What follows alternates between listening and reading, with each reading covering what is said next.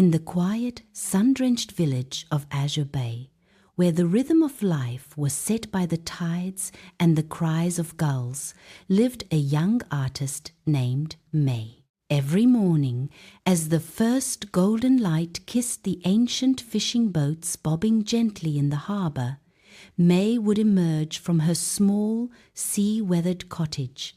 May found beauty in everything: the intricate patterns of barnacles on a weathered pier, the shifting hues of the ocean at dawn, the stoic faces of the old fishermen mending their nets. Her sketches were more than just drawings.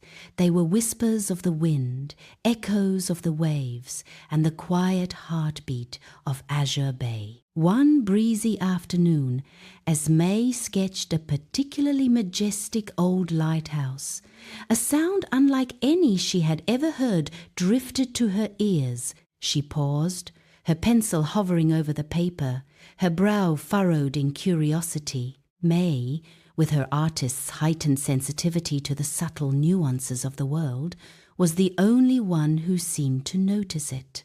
Days turned into a week, and May's quest led her to a less frequented stretch of the coast, a place where the cliffs grew steeper and the shore was strewn with ancient, smooth pebbles. It was a place known only to a few, accessible only at the lowest tide, or through a narrow, winding path overgrown with seagrass. With a determined spirit, May carefully navigated the treacherous path, her worn shoes finding purchase on the slippery stones. The water within the cove was impossibly clear, revealing a mosaic of colourful stones and darting fish. It shimmered with an iridescent light, like liquid starlight captured in a delicate form, constantly shifting between hues of sapphire, emerald, and amethyst. "Hello there," she whispered, her voice soft as the sea breeze. "Are you hurt?" The spirit pulsed faintly in response, its melody wavering. After what felt like an eternity, the last strand of seaweed was freed. The spirit, though still weak, pulsed with a grateful light, its melody rising slightly in pitch, a soft, almost imperceptible sigh of relief. Over the next few days, the hidden cove became May's sanctuary, a secret shared only with the sea spirit. She visited daily, always in her familiar overall dress and satchel, bringing with her a small flask of fresh water, which she gently poured into a hollow in the rock for the spirit. She didn't try to touch it again, understanding its delicate nature, but simply sat nearby, sketching. May felt an unspoken bond forming between them, a connection deeper than words. She realized this was not just a creature, but a guardian, a living embodiment of the sea's magic. She kept its existence a secret, protecting its vulnerability from the bustling world outside. One afternoon, a sudden, fierce storm rolled in, lashing the coast with rain and wind.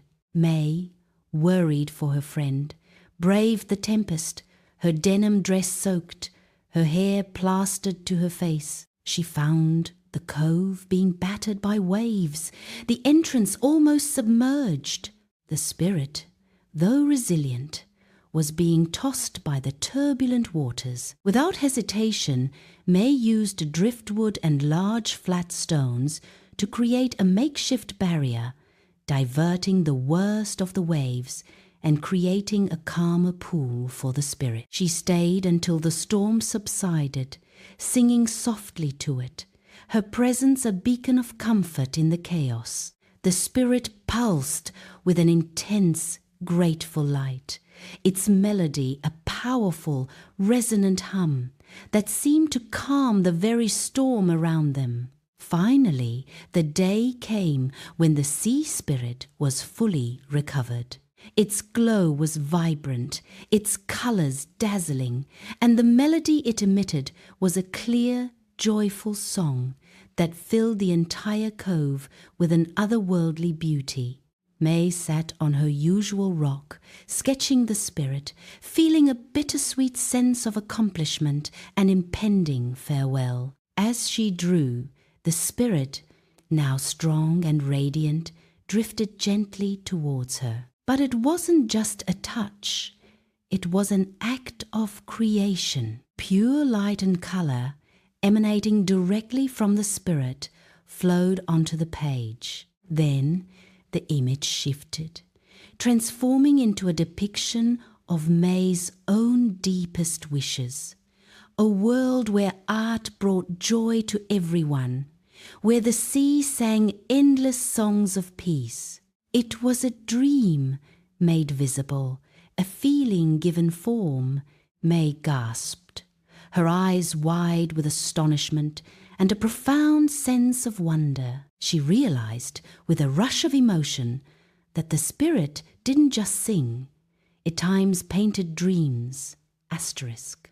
The spirit, now fully restored, pulsed with a final, brilliant burst of light, its melody reaching a crescendo of pure joy. It was a gentle departure, not a goodbye, but a return. She continued to visit the cove, and sometimes, on particularly clear days, she would see a faint shimmer beneath the waves, or hear a whisper of the familiar melody carried on the wind.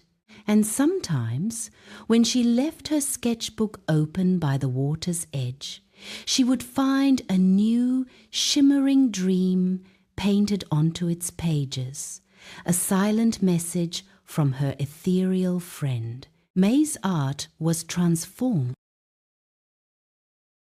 Her sketches, once beautiful, now carried a deeper magic, imbued with the spirit's dream paintings. She understood that true art came not just from observation, but from the heart, from connection, and from the boundless wellspring of imagination. She continued to wear her simple, consistent clothes, but now they felt like a uniform of a guardian, a quiet keeper of secrets and dreams.